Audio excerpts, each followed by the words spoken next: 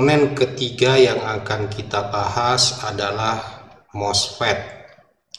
Nah, MOSFET ini umumnya digunakan jika sumber tegangan yang akan dikontrol itu merupakan tegangan DC. Oke, kita lihat yang pertama, ini simbol dari MOSFET. Dari gambar ini, kaki-kaki MOSFET itu ada kaki drain ya, dengan simbol D, kemudian kaki S dengan kaki source, simbolnya S, kemudian gate-nya sendiri dengan simbol G. Nah, di MOSFET umumnya juga dilengkapi dengan dioda internal. Nah, fungsi dioda internal ini akan lebih terlihat ketika nanti kita masuk ke pokok bahasan mengenai konverter. Nah, karakteristik MOSFET sendiri diberikan oleh gambar ini ya. Nah, dari gambar ini terlihat ini arus ID atau arus yang mengalir pada antara kaki D dan S-nya. Kemudian ini tegangan VDS, ya, tegangan antara kaki D dan S-nya. Nah, kemudian di sini diberikan kondisi untuk berbagai tegangan gate-nya. Jadi ini tegangan gate yang relatif nilainya kecil, ini tegangan gate yang nilainya relatif paling besar. Nah, ini sendiri merupakan garis beban. Bagaimana cara memperoleh garis beban? Itu mungkin lebih jelasnya Anda silakan buka lagi buku dasarnya, buku dasar elektronika, dasar elektronikanya. Cuma di sini kita singgung sedikit mengenai garis beban. Jadi garis beban ini maksudnya misalnya kita punya beban dengan resistansi 6 ohm, tegangannya 60 volt, tegangan sumbernya, berarti garis bebannya itu perpotongan dengan sumbu Y-nya adalah 10 ampere. Nah, 10 ampere ini diperoleh dari 60/6. Sementara perpotongan dengan sumbu X-nya sendiri itu adalah 60 volt. Jadi garis beban ini diperoleh dari kondisi ini.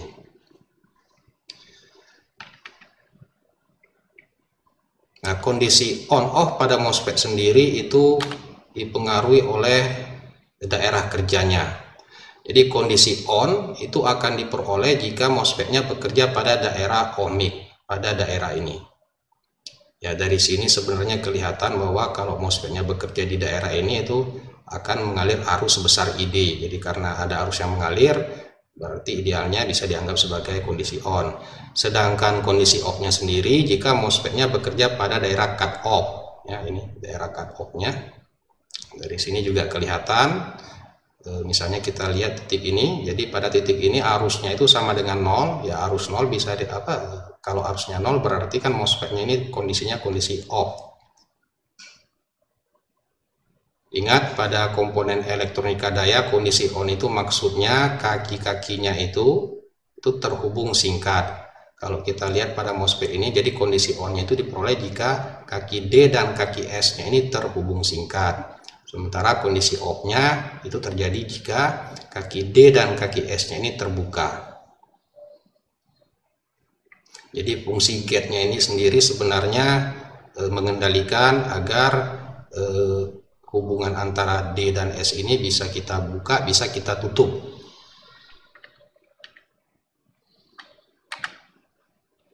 Nah, agar diperoleh kondisi on yang baik, tegangan gate-nya, dalam hal ini PGS-nya itu harus cukup besar. Oke, dari gambar ini terlihat bahwa pada tegangan gate yang relatif besar, yang ini ya, kita lihat grafik yang paling atas ini tegangan PGS-nya ini relatif paling besar. Kalau kita lihat tegangan pada MOSFET-nya, tegangan pada kaki DS MOSFET-nya itu nilainya yang ini. Dan ini nilainya relatif kecil. Jadi dengan tegangan gate yang besar, tegangan kaki DS-nya itu relatif kecil, dan itulah yang dikehendaki. Ingat tadi untuk kondisi on itu kita harapkan sebenarnya kaki D dan S-nya ini terhubung singkat. Kalau terhubung singkat berarti tegangannya 0. Tetapi tidak mungkin kita mendapatkan tegangan kaki D dan kaki S-nya ini sama dengan 0 ya, karena pasti kaki D dan S ini tetap ada jatuh tegangannya. Cuma yang bisa dilakukan bagaimana agar pada kondisi on jatuh tegangan pada kaki DS ini itu nilainya relatif kecil. Ya, yaitu dengan cara tegangan gate yang diberikan di sini itu nilainya relatif besar. Nah, kalau kita bandingkan dengan tegangan gate yang nilainya relatif kecil, misalnya di sini PGS1, Anda lihat tegangan kaki DS-nya itu nilainya relatif besar. Bahkan ini sebenarnya MOSFET-nya itu tidak bisa kita anggap dalam kondisi on, tetapi ini kondisinya kondisi off ya, karena tegangan DS-nya itu hampir sama dengan kondisi cut off-nya. Jadi kalau tegangan gate-nya ini tidak cukup atau dalam hal ini nilainya terlalu kecil, tegangan pada DS-nya itu akan relatif besar. Nah, jika tegangan DS-nya ini relatif besar, berarti bisa kita anggap bahwa kondisi MOSFET-nya ini itu dalam kondisi off. Sama saja sebenarnya kalau kita tidak berikan tegangan pada gate-nya ya. Kalau di sini tidak ada tegangan, tidak ada pulsa, berarti kaki D dan kaki S-nya ini akan terbuka atau kondisinya kondisi off. Jadi intinya sebenarnya agar kondisi on pada MOSFET itu relatif baik, tegangan DS-nya ini harus relatif kecil, dan agar hal itu bisa diperoleh, kita harus memberikan tegangan gate itu yang nilainya cukup besar.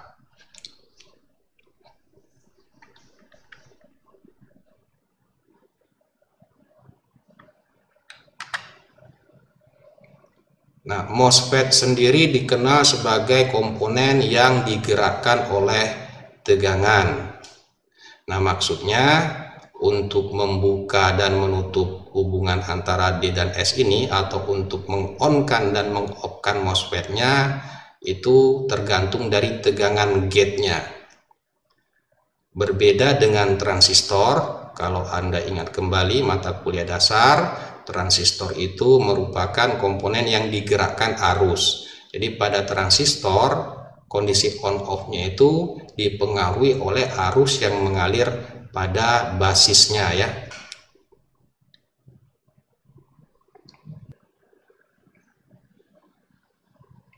Jadi kalau MOSFET merupakan komponen yang digerakkan oleh tegangan, sementara transistor itu merupakan komponen yang digerakkan oleh arus.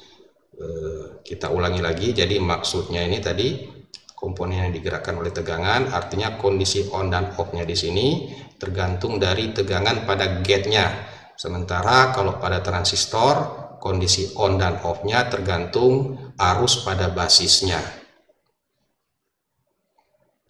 Nah, karena MOSFET ini merupakan komponen yang digerakkan oleh tegangan, itu ada keuntungannya, yaitu kita tidak perlu repot-repot menghitung berapa resistansi yang harus kita hubungkan pada kaki gate-nya. Berbeda dengan transistor, kalau pada transistor, karena transistornya tadi itu komponen yang digerakkan oleh arus, berarti kita harus betul-betul merancang berapa resistansi yang harus diberikan pada basis supaya diperoleh arus yang sesuai untuk meng-on-kan atau meng-off-kan transistornya.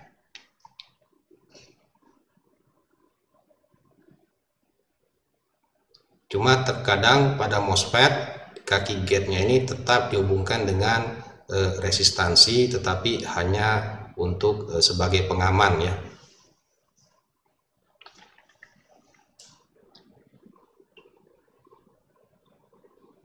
Nah, kalau pada SCR tadi ada istilah recovery time ya, demikian juga pada MOSFET. Jadi pada MOSFET itu juga butuh waktu tertentu supaya MOSFET-nya dapat on secara sempurna dan off secara sempurna. Nah, di grafik ini diberikan maksud dari waktu on dan off tadi.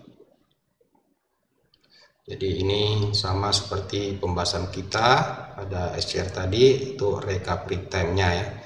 Jadi maksudnya waktu yang dibutuhkan agar MOSFET-nya dapat on maupun off secara sempurna. Nah, ini yang kita singgung tadi pada pembahasan mengenai MOSFET. Jadi MOSFET ini tuh umumnya memiliki dioda internal. Ini berfungsi untuk menghantarkan arus yang mengalir dari source ke drain pada kondisi tertentu ya. Nah, ini nanti lebih jelas fungsinya ketika kita membahas mengenai konverter yang menggunakan MOSFET.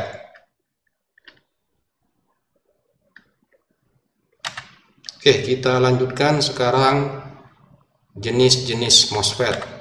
Jadi sama seperti transistor, transistor itu ada transistor PNP, ada transistor NPN. Nah, MOSFET juga ada dua jenis, yaitu MOSFET tipe P dan MOSFET tipe N. Nah, MOSFET tipe P dan tipe N ini kerjanya itu berkebalikan. Nah, untuk hubungannya dengan sumber, untuk MOSFET tipe N, kaki source-nya itu dihubungkan langsung dengan kutub negatif sumber. Jadi kalau kita lihat gambar ini MOSFET tipe N. Nah, ini kaki source-nya ini harus dihubungkan langsung dengan kutub negatif sumber. Sedangkan untuk MOSFET tipe P kebalikannya. Jadi untuk MOSFET tipe P, kaki source-nya itu harus dihubungkan langsung dengan kutub positif dari sumber. Oke, selanjutnya pada bagian ini kita akan melihat apa pengaruhnya jika pada kaki S-nya terdapat suatu resistansi. Yang pertama, untuk MOSFET tipe N, kita lihat dulu bagian ini merupakan pulsa kendalinya. Nah, sedangkan untuk RG, sesuai dengan pembahasan kita tadi, bahwa MOSFET ini adalah komponen yang digerakkan oleh tegangan. Artinya nilai RG-nya ini bisa kita berikan dengan nilai yang sangat kecil. Nah, untuk pembahasan kita di sini, nilai RG-nya ini kita abaikan atau kita anggap nilainya sama dengan 0. Dan jika kita perhatikan antara kaki S dengan bagian negatif dari sumber, ini telah terdapat suatu resistansi. Nah, jika kita perhatikan untuk loop atau jarak pada bagian ini, terlihat bahwa tegangan antara kaki G dan kaki S ini tidak hanya dipengaruhi oleh tegangan pulsa kendalinya, tetapi juga dipengaruhi oleh tegangan yang ada pada resistansi pada bagian ini. Jadi tegangan antara kaki G dan kaki S adalah selisih tegangan pulsa kendali dan tegangan pada resistansi pada bagian ini. Nah, jika tegangan pada resistansi ini nilainya terlalu besar, tentunya hal ini bisa mengakibatkan tegangan antara kaki G dan kaki S ini nilainya terlalu kecil. Sehingga kondisi on-off dari MOSFET ini tidak akan berlangsung secara baik. Nah, jika on-off dari MOSFET-nya ini tidak berlangsung secara sempurna, tentunya antara kaki D dan kaki S di sini juga akan timbul tegangan yang nilainya relatif cukup besar. Nah, tegangan pada kaki D dan S yang nilainya relatif cukup besar ini bisa mengakibatkan disipasi daya atau rugi daya pada MOSFET-nya ini juga menjadi cukup besar. Secara fisik hal ini bisa diamati bahwa peningkatan suhu pada MOSFET-nya ini akan menjadi tinggi. Nah, agar tegangan antara kaki G dan kaki S ini hanya dipengaruhi oleh pulsa kendali, sebaiknya antara kaki S dan bagian negatif dari sumber di sini tidak terhubung dengan suatu resistansi. Dari gambar ini terlihat bahwa PGS-nya ini hanya dipengaruhi oleh tegangan pulsa kendalinya. Sehingga komponen on-off dari MOSFET ini bisa berlangsung dengan baik. Dengan demikian, tegangan antara kaki D dan kaki S-nya juga nilainya akan menjadi sangat kecil. Nah, hal yang sama juga berlaku untuk MOSFET tipe P.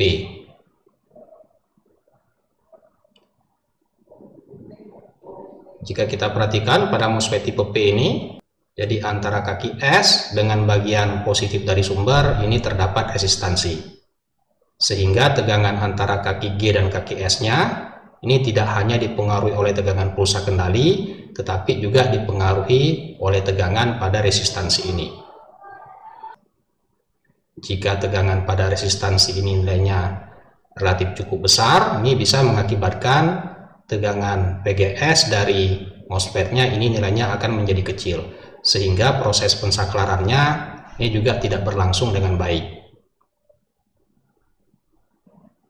Oke, jadi sebaiknya untuk pengaplikasian MOSFET sebagai pensaklaran pada MOSFET tipe N antara kaki S dengan bagian negatif sumber ini terhubung secara langsung. Demikian juga untuk MOSFET tipe P antara kaki S dengan bagian positif sumbernya ini terhubung secara langsung, sehingga tegangan antara kaki G dan kaki S-nya ini hanya dipengaruhi oleh tegangan pulsa kendalinya.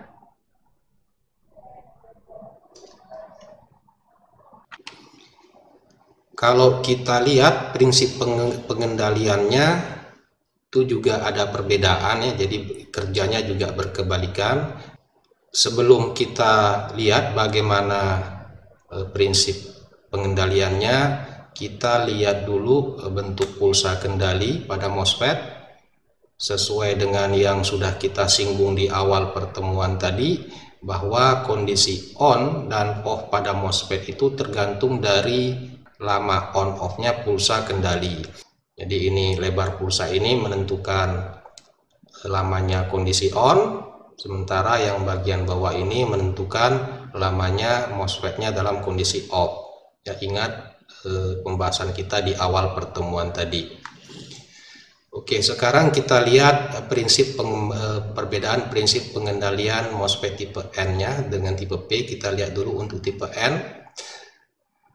Jadi rangkaian ini sebenarnya merupakan rangkaian DC-DC converter ya, DC-DC converter, karena tegangan inputnya di sini merupakan tegangan DC dan tegangan outputnya dalam hal ini resistansi yang ini, jadi ini bisa kita anggap sebagai output, itu juga tegangannya merupakan tegangan DC. Cuma di sini tegangan DC-nya sudah dipotong-potong ya. Oke, ingat kembali pertemuan awal kita pada video sebelumnya, di sana kita sudah membahas prinsip pengendalian dan bentuk-bentuk gelombang pada elektronika daya. Oke, jadi ini pada prinsipnya sebenarnya merupakan DC-DC converter.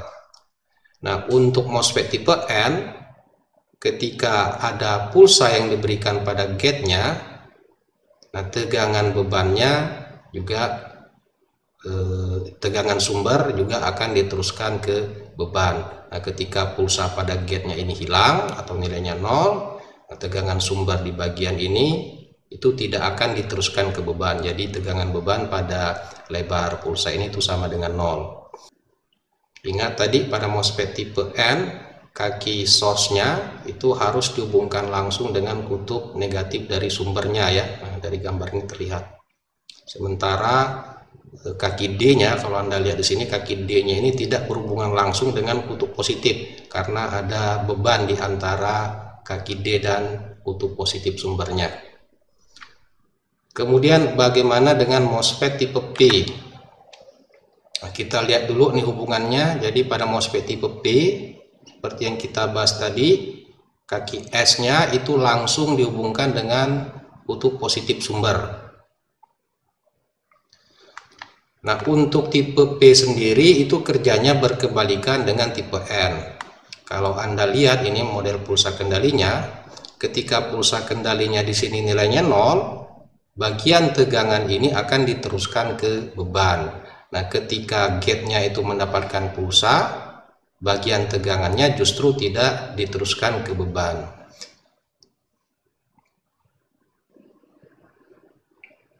Jadi kalau kita simpulkan, untuk MOSFET tipe N, kalau ada pulsa di gate-nya, maka kondisinya on. Tetapi untuk MOSFET tipe P, kondisi on-nya itu diperoleh jika pada gate-nya itu tidak ada pulsa atau nilai tegangan pada gate-nya sama dengan 0. Oke, sama seperti komponen lainnya, MOSFET ini juga membutuhkan waktu peralihan untuk kondisi on dan off-nya. Nah, pada MOSFET, waktu on off-nya ini dikenal dengan istilah turn on delay time, kemudian turn off delay time, rise time, dan hold time. Jika kita gambarkan untuk N MOSFET, ini merupakan time delay untuk kondisi on-nya. Kemudian bagian ini merupakan time rise-nya. Kemudian bagian ini time delay untuk kondisi off. Dan bagian ini merupakan hold time-nya. Nah, pada bagian ini PGS-nya ini nilainya sangat kecil atau bisa kita anggap sama dengan 0. Tentunya PDS-nya di sini nilainya relatif cukup besar. Artinya MOSFET-nya berada dalam kondisi off. Jadi jika tegangan antara D dan S ini nilainya besar, berarti MOSFET-nya berada dalam kondisi off. Sebaliknya jika kita lihat bagian ini, di sini PGS-nya nilainya berada dalam logika high, maka tegangan pada kaki D dan S-nya ini nilainya relatif sangat kecil. Atau idealnya bisa kita anggap tegangannya di sini sama dengan 0. Artinya MOSFET-nya ini berada dalam kondisi on. Hal ini sesuai dengan pembahasan kita tadi bahwa untuk N MOSFET ketika pulsanya berada dalam logika low, maka MOSFET-nya berada dalam kondisi off, atau dengan kata lain tegangan antara kaki D dan S-nya ini akan relatif tinggi. Tetapi ketika pulsanya berada dalam logika high, maka MOSFET-nya akan berada dalam kondisi on.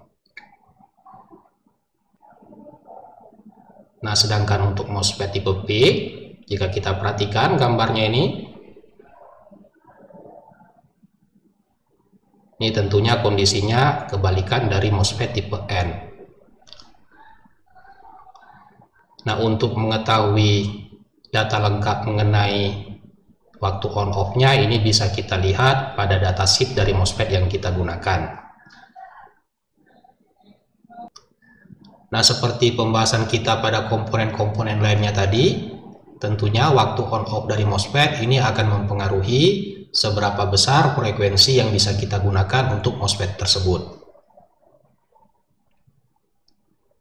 Selain itu, jika MOSFET-nya ini kita gunakan pada rangkaian bridge atau rangkaian jembatan, waktu on-off dari MOSFET-nya ini juga harus kita pertimbangkan.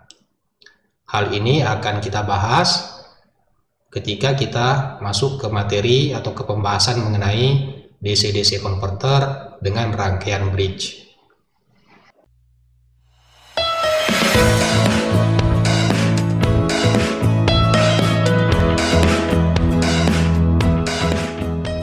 Kita sampai ke bagian akhir dari pembahasan kita mengenai karakteristik komponen elektronika daya. Pada bagian akhir ini akan kita lihat adalah pengaruh laju perubahan arus dan pengaruh laju perubahan tegangan terhadap komponen elektronika daya. Jadi komponen elektronika daya dalam hal ini komponen-komponen yang sudah kita bahas tadi itu rentan terhadap laju kenaikan arus dan tegangan. Rentan di sini maksudnya bisa jadi komponennya bekerja padahal tidak kita kehendaki, bisa jadi juga komponennya akan mengalami kerusakan. Nah, laju kenaikan arus dan tegangan sendiri ini sebenarnya terjadi karena kondisi transien. Ingat, pada metode pengendaliannya itu kan sebenarnya selalu terjadi kondisi on dan off. Nah, karena selalu terjadi kondisi dan off, berarti pada rangkaiannya itu juga selalu terjadi kondisi transien. Nah, kondisi transien tadi itu bisa menyebabkan laju perubahan arus dan tegangannya melebihi kemampuan dari komponennya.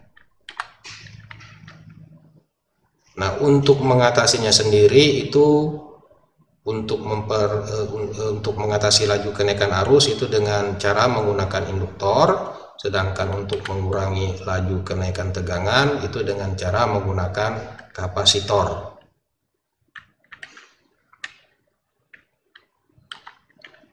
Kita lihat dulu pengaruh induktor atau induktansi terhadap laju kenaikan arus atau DI per DT-nya ya.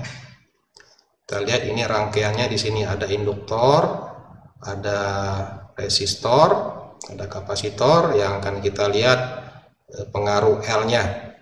Nah, ini bisa dianggap mewakili komponen elektronika daya ya. Kita lihat. Nah, ini dari gambar ini terlihat bagaimana laju perubahan arusnya untuk induktansi induktor sebesar 1 Henry. Nah, kalau induktansi induktornya kita ubah, kita tambah menjadi 2 Henry, Anda lihat ini lajunya akan berkurang. Jadi pada gambar atas ini merupakan laju kenaikan arusnya. Ini laju kenaikannya itu lebih besar dibanding dari gambar yang bawah ini. Jadi dengan memperbesar induktansi induktor, laju kenaikan arus yang mengalir pada komponen ini itu bisa kita kurangi. Induktor itu biasanya juga disebut sebagai komponen untuk meratakan arus ya. Nah, dari gambar ini terlihat bahwa untuk induktansi yang lebih besar itu arusnya itu cenderung lebih rata dibandingkan dengan induktansi yang nilainya rendah.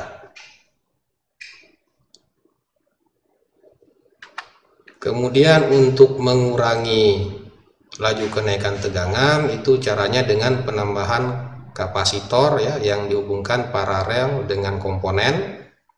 Kalau kita lihat ini gambar yang pertama, ini ukuran kapasitansi dari kapasitornya di sini 1 farad. Yang ini ukuran kapasitansinya 2 farad. Kalau Anda perhatikan di antara kedua gambar ini, gambar yang pertama ini laju kenaikannya itu lebih besar dibanding dengan gambar yang kedua. Coba Anda perhatikan bagian yang ini dengan bagian yang ini. Nah, untuk kapasitansi yang lebih besar, ini lajunya ini akan lebih rendah. Jadi kemiringannya ini lebih kecil.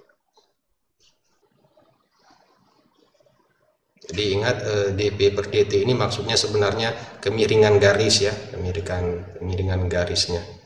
Atau dalam hal ini laju kenaikan tegangan.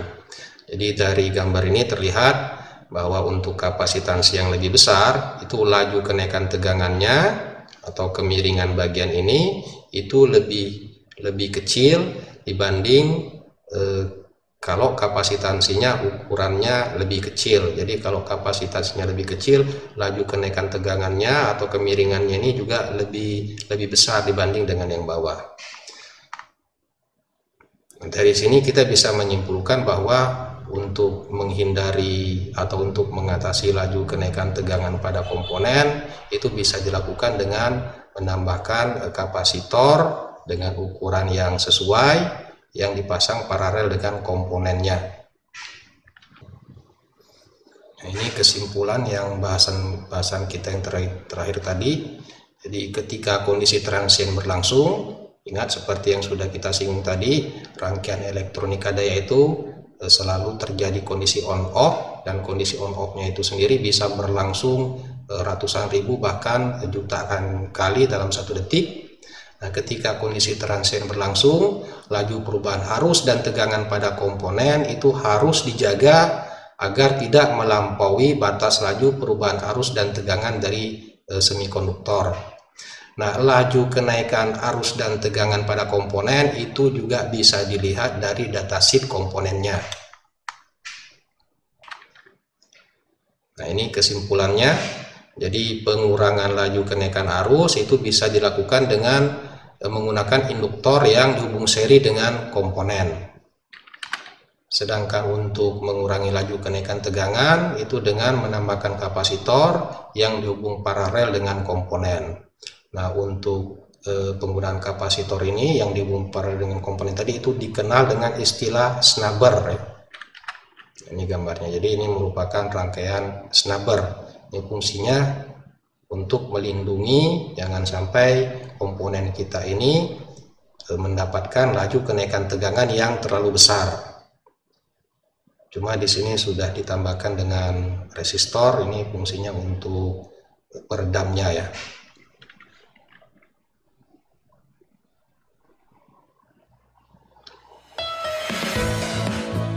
Demikian tadi pembahasan kita mengenai karakteristik komponen elektronika daya. Hal-hal yang sudah kita bahas tadi kalau kita simpulkan, kita uraikan lagi, itu yang pertama mengenai karakteristik komponen, kita batasi pada dioda SCR, triac, dan MOSFET. Kemudian kita juga membahas mengenai prinsip pengendaliannya, ya, proses untuk pensaklarannya. Dalam hal ini cara membuat komponennya menjadi on dan off.